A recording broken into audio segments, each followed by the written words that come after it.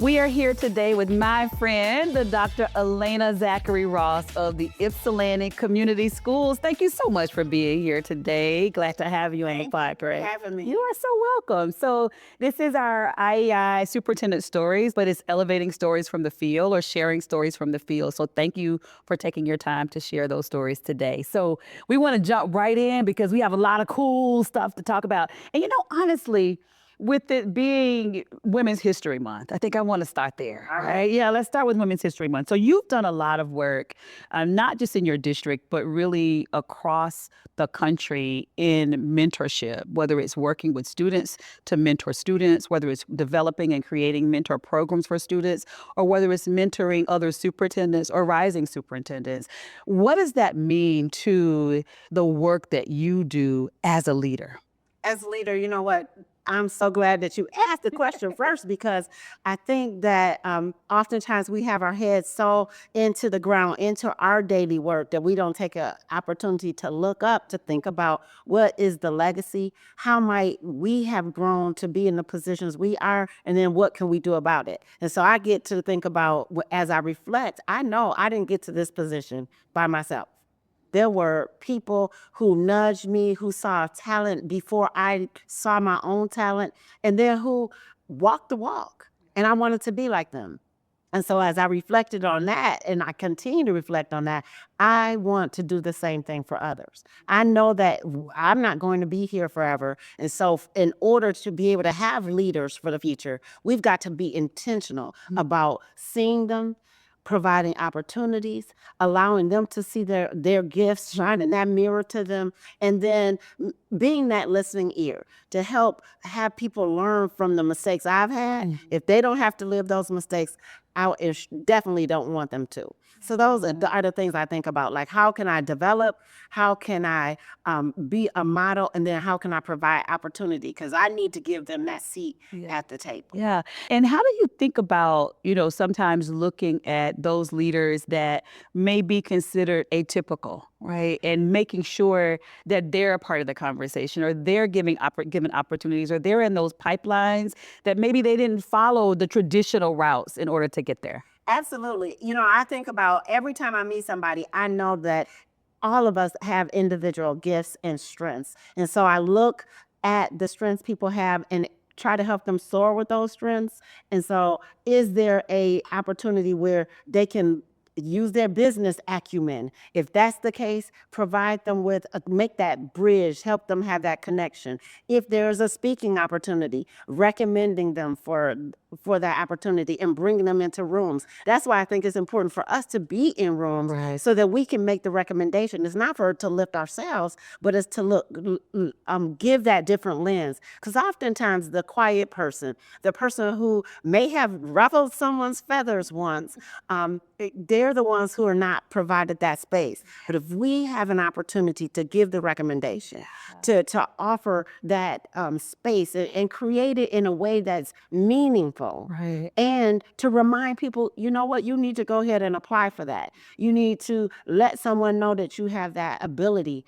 That's what I feel like my role is, just to be that conduit, to be that bridge, and to be that support. Right. But you're not just talking the talk, but you're walking the walk. So from leadership development and mentoring, for some people, equity has become a dirty word, right? And we know how important equity really is, making certain that individuals are getting what it is that they need to self-actualize. So you created a Rising Leaders program in your district, but you use federal funding to actually do the program. So what inspired you to invest, not just in something that you're talking about, but actually to invest in developing leaders at all levels within your district? And what outcomes have you seen by investing in such a priority? Again, number one, we know things don't just happen by circumstance. The results of systems are the way they were intended to be. And so if I want leaders, if I want people, I believe, first of all, that people should lead for where wherever they stand. So if they're a leader in the classroom, they are a leader in the custodian office, they're a leader as scholars. However they can be leaders, they can use that strength. So with the whole premise of everyone has that leadership ability and can lead from where they stand, how might I then inform them of what are the leadership skill sets and capabilities that they want to grow on? And we created systems for that. So we did Rising Leaders for Teachers so they could get nationally board certified.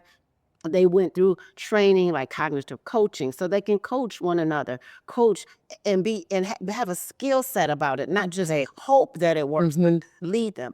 So then for our people who wanted to aspire to be principals, we called them the PAL program, then we gave them opportunity to shadow because they might not know how to ask, can I follow you today with the principal? And giving them that intentional time out of the classroom so that they can see in action, not asking them to sacrifice, because so often we do that. Right. But giving them the class time, come out of class, shadow these principles. And we didn't want it to just be the ones they were familiar with: early childhood, elementary, middle, and high school opportunities. Yeah. And then for our principals, how do they learn how to be a central office person? Right.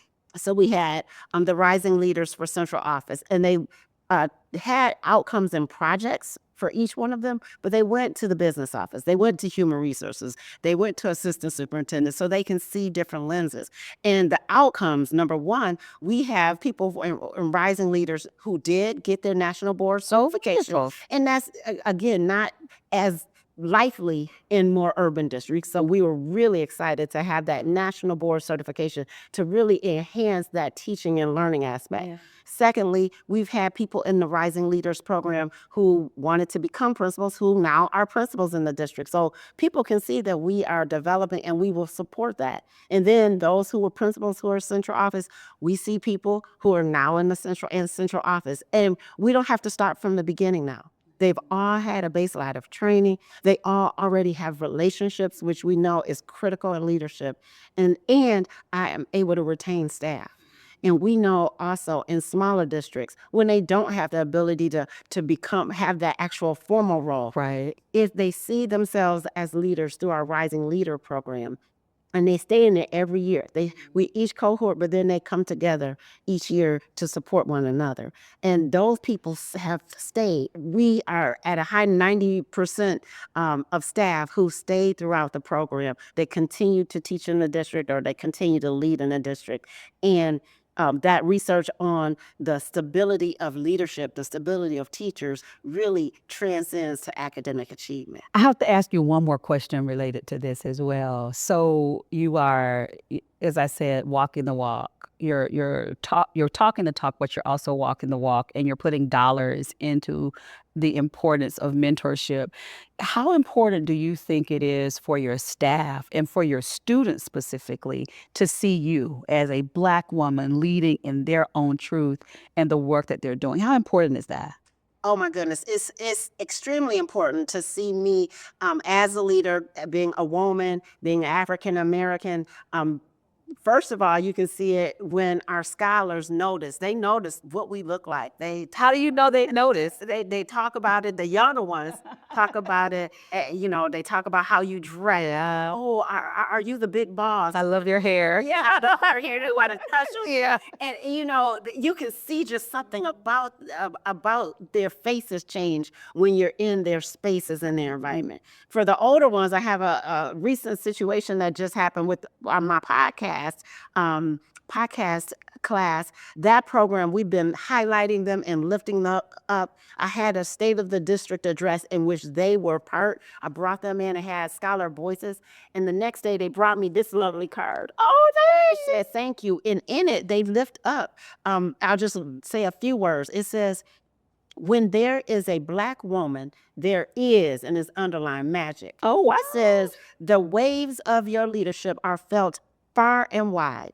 A statement of who you are. Less than 2% of school superintendents are Black women, making the magic that much more special. You are respected, you are appreciated, and you are history. Happy Women's History. Oh, I love that. And they brought me a dozen of those. Oh, I love it. Videoed it, and actually had several of them tearing up, giving me hugs. But I knew of the percentage of Black women superintendents, but for them to write that meant that they had to learn about it. They had to research it. It was important to them to have a woman, an African American woman, leading. And so I understand that it's not just overtly, but sometimes covertly, the way we move, me being in that space makes a difference to our scholars, to our educators, because that teacher who was with them was so enthusiastic about it as well, and to their families. Yeah.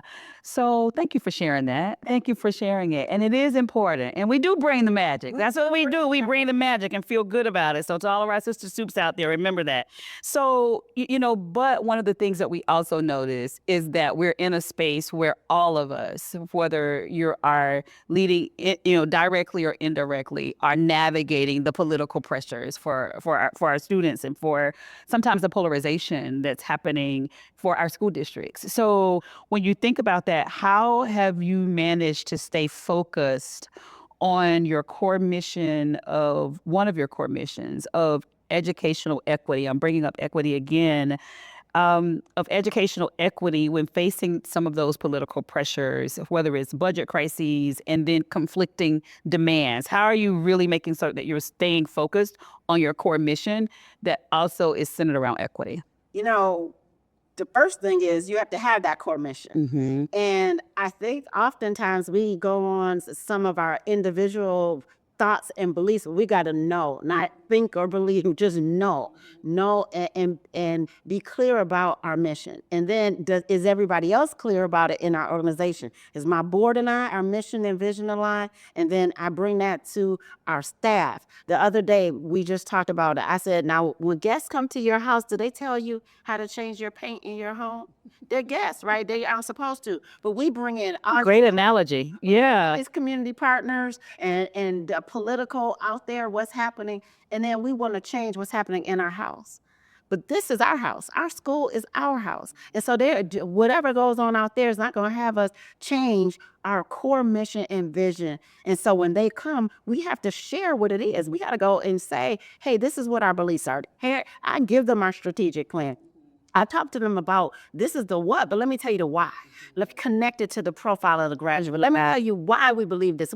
We didn't just pick it up. We've gotten the voices of many. We've been studying this. This has been our data. Let me tell you the why.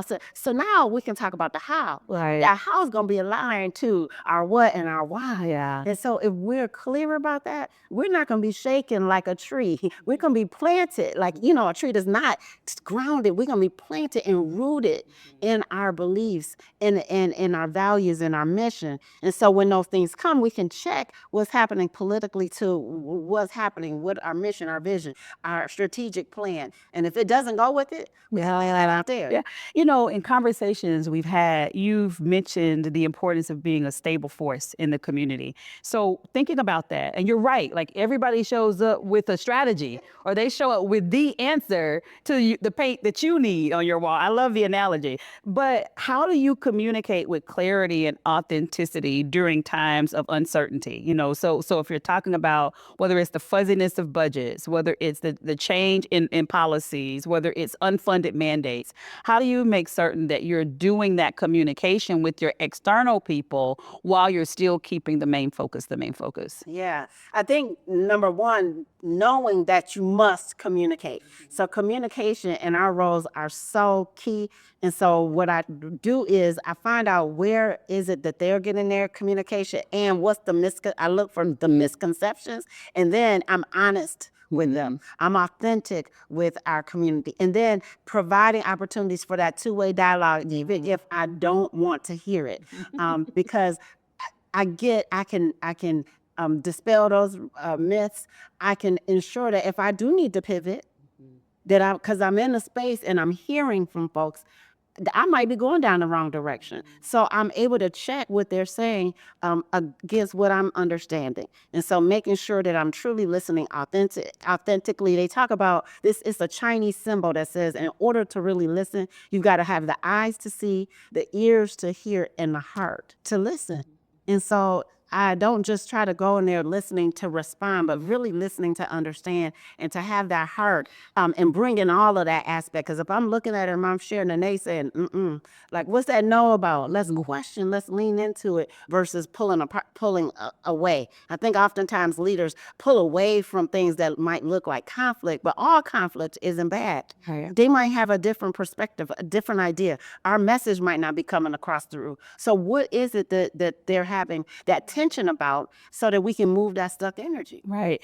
So, thinking about stuck energy takes me to innovation, right? And so AI is here. It's been here a long time. It's here to stay. But you have been a leader in that space for a period of time. So while many individuals are just getting started, you've kind of been the champion and an innovator and all of those things. So how did you get engaged in that work? And how are you really making sure that your district continues to be cutting edge around how we're using all of the different ways that we're looking at using AI? Yeah, thank you for asking that because people sometimes think, oh, you're doing AI because that's the thing. No, years ago, I went to the BET conference in the UK.